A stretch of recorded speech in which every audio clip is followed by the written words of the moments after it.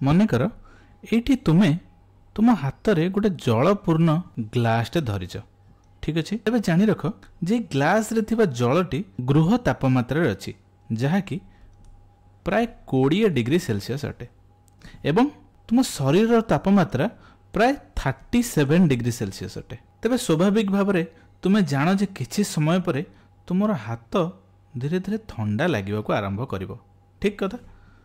ତେବେ ବାସ୍ତବରେ ଏଠାରେ କ'ଣ ଘଟୁଛି? ତେବେ ଆମେ କହିପାରିବା ଯେ ଭୌତିକ ବିଜ୍ଞାନ ଅନୁସାରେ ଏଠାରେ ଯେଉଁ ପ୍ରକ୍ରିୟା ଚାଲିଛି ତାହାକୁ ଆମେ ତାପ ସଞ୍ଚରଣ ବୋଲି କହିଥାନ୍ତି।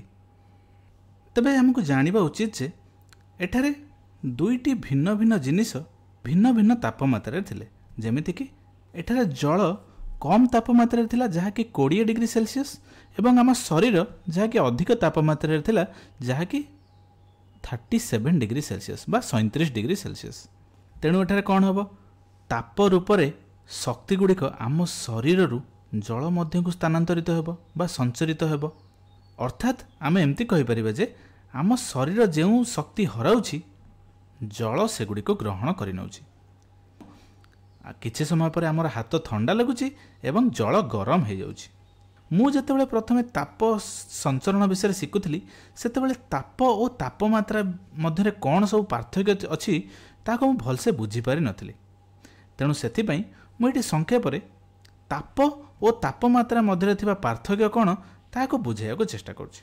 ପ୍ରଥମେ ଆମେ ତାପ ବିଷୟରେ ବୁଝିବା। ମନେ ରଖ ଯେ ତାପ ହେଉଛି ତାପମାତ୍ରା ପରିବର୍ତ୍ତନ ଯୋଗୁଁ ଯେଉଁ ଶକ୍ତି ସଞ୍ଚରିତ ହୁଏ, ସେହି ଶକ୍ତିର ପରିମାଣକୁ ଆମେ ତାପ ବୋଲି କହିଥାନ୍ତି। ଠିକ୍ ସେହିପରି ଆମେ ତାପମାତ୍ରା କାହାକୁ କହିବା? ତାପମାତ୍ରା ହେଉଛି ଅଣୁଗୁଡ଼ିକର ଗତିଜ ଶକ୍ତିର ହାରାହାରି ମାଧ୍ୟମିକ ମୂଲ୍ୟକୁ ଆମେ ତାପମାତ୍ରା ବୋଲି କହିବା। ଏହାର ଅର୍ଥ ପୁଣି କ'ଣ? ମନେ ରଖ ଯେତେବେଳେ ପଦାର୍ଥରେ ଥିବା ଅଣୁଗୁଡ଼ିକର ଗତିଜ ଶକ୍ତି ବଢ଼େ ବା ଗତିଜ ବେଗ ବଢ଼େ, ସେତେବେଳେ ପଦାର୍ଥର ଉଷ୍ମତା ବଢ଼େ ଏବଂ ଅଣୁଗୁଡ଼ିକର ଗତିର ବେଗ କମିଲେ ପଦାର୍ଥର ଉଷ୍ମତା କମିଯାଏ। ତେଣୁ ଆମେ ସ୍ପର୍ଶ ଅନୁଭୂତି ଦ୍ୱାରା କୌଣସି ବସ୍ତୁର ତାପୀୟ ଅବସ୍ଥା ବିଷୟରେ ସଠିକ୍ ଏବଂ ଗ୍ରହଣୀୟ ମତାମତ ଦେଇପାରିବା ନାହିଁ। ତୁମେ ବେଳେବେଳେ ଦେଖିଥିବ ଯେ ତୁମ ପରିବାରରେ ଯଦି କାହାକୁ ଜ୍ୱର ହୋଇଥାଏ, ସେତେବେଳେ ଡକ୍ଟର ଆସି ଯାହାକୁ ଜ୍ୱର ହୋଇଥାଏ ତାର ଦେହର ତାପୀୟ ଅବସ୍ଥା ଜାଣନ୍ତି। କିପରି ନା ସେମାନେ ରୋଗୀର କାଖ ତଳେ କିମ୍ବା ଜିଭ ତଳେ ଏକ ତାପମାନ ଯନ୍ତ୍ର, ଯାହାକୁ ଆମେ ଥର୍ମୋମିଟର ବୋଲି କହିଥାନ୍ତି, ତାହାକୁ ରଖି ରୋଗୀର ତାପମାତ୍ରା ମାପନ୍ତି ଏବଂ ସେଥିରୁ ରୋଗୀର ତାପୀୟ ଅବସ୍ଥା କ'ଣ ଜାଣିପାରନ୍ତି। ତେଣୁ ଆମେ ଏଠୁ କ'ଣ ଜାଣିଲେ ଯେ ଗୋଟିଏ ବସ୍ତୁର ତାପମାତ୍ରା ବସ୍ତୁଟିର ତାପୀୟ ଅବସ୍ଥାକୁ ହିଁ ବୁଝାଇଥାଏ। ତେବେ ଏଇଠି ବାସ୍ତବରେ କ'ଣ ହେଉଛି, ଚାଲ ତାହାକୁ ବୁଝିବା ପାଇଁ ଚେଷ୍ଟା କରିବା।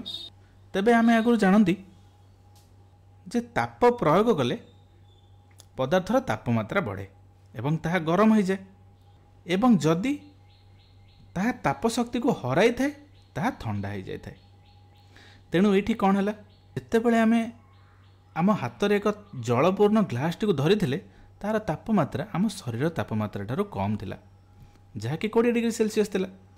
ଏବଂ ଯେତେବେଳେ ଦୁଇଟି ଜିନିଷ ପରସ୍ପରର ସଂସ୍ପର୍ଶରେ ଆସିଲେ, ସେତେବେଳେ ଅଧିକ ଉତ୍ତପ୍ତ ପଦାର୍ଥରୁ ତାପ କମ୍ ଉତ୍ତପ୍ତ ପଦାର୍ଥକୁ ସଞ୍ଚରିତ ହୋଇଯାଏ। ତେଣୁ କିଛି ସମୟ ପରେ ଆମ ଶରୀରର ତାପମାତ୍ରା ଯାହା ଥିଲା ତାହା ଗ୍ଲାସ୍ ମଧ୍ୟରେ ଥିବା ଜଳ ମଧ୍ୟକୁ ପଳାଇଲା। ଆମର ଶରୀର ତାପ ହରାଇଲା ଏବଂ ଜଳ ସେହି ତାପ ଶକ୍ତିକୁ ଗ୍ରହଣ କରିନେଲା, ଯାହାଫଳରେ ଆମର ହାତ ଥଣ୍ଡା ଲାଗିଲା ଏବଂ ଜଳ ସାମାନ୍ୟ ଗରମ ଲାଗିଲା। ଏବଂ ଯଦି କିଛି ସମୟ ଅପେକ୍ଷା କଲା ପରେ ଆମେ ଦେଖିବା ଯେ ଗ୍ଲାସଟି ଆଉ ଅଧିକ ଉତ୍ତପ୍ତ ହେଉନାହିଁ।